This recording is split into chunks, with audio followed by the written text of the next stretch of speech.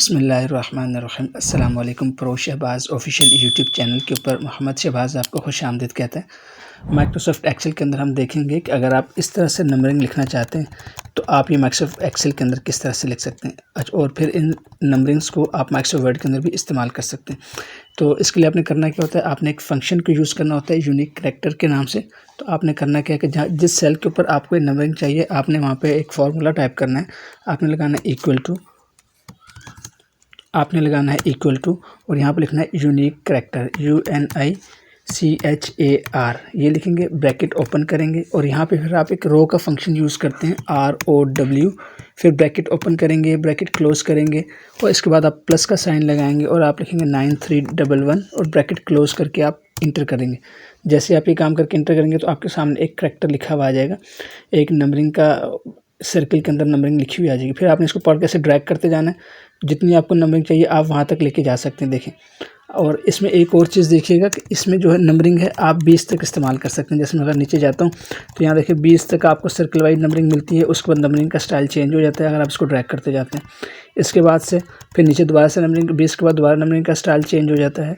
तो इस तरह से यूनिक करैक्टर्स होते हैं। फिर ABC आ जाती है सर्कल के अंदर और इस तरह से आपके दोबारा से नंबरिंग इस तरह से मिलती है। आप इसको नीचे लेके जाते जाएंगे तो करैक्टर्स आपको मिलते हैं। असल में स्पेशल करैक्टर्स होते हैं जो कि बने बनाए होते हैं। तो आप इस फार्मूले की मदद से इनको यहाँ पर लेकर आ सकते हैं और ये नंबरिंग आगे जाके फिर ये चेंज हो जाती है मुख्तलिफ सैम्बल्स के अंदर। तो इस तरह से आप तकरीबन 20 तक के करैक्टर्स को नंबरिंग को यहाँ पे यूज़ कर सकते हैं। और अगर आप ये चाहते हैं कि नंबरिंग माइक्रोसॉफ्ट वर्ड के अंदर भी इस्तेमाल करें, वैसे तो वर्ड के अंदर भी आप जाके सैम्बल से इनको ले सकते हैं, लेकिन अगर आप इसी को वहाँ लेके जाना चाहते हैं तो आप जैसे इसको ऐसे कॉपी कर लें, जितनी आपको चाहिए तो मैं सबको कॉपी करता हूँ और कॉपी करने के बाद मैं माइक्रोसॉफ्ट वर्ड के अंदर जाता हूँ। देखें, पहले लिखी हुई इसको मैं डिलीट करता हूँ, यहाँ पर Ctrl+V से पेस्ट कर देता हूँ।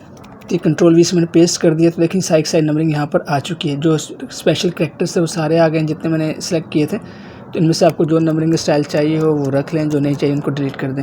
और देखिए इनके ऊपर फ़ॉन्ट्स का असर नहीं पड़ता। जो ये फ़ॉन्ट्स हैं, आप अगर फ़ॉन्ट्स चेंज करते हैं, आप अगर यहाँ पे एरियल करते हैं तो इसके ऊपर फ़र्क नहीं पड़ेगा। मतलब ये नंबरिंग चेंज नहीं होगी, वैसे इनके ऊपर फ़ॉन्ट का इफेक्ट नज़र आएगा लेकिन नंबरिंग चेंज नहीं होगी। इस तरह का आप कोई उर्दू फ़ॉन्ट अप्लाई करते हैं, जैसे फ़र्ज़ करें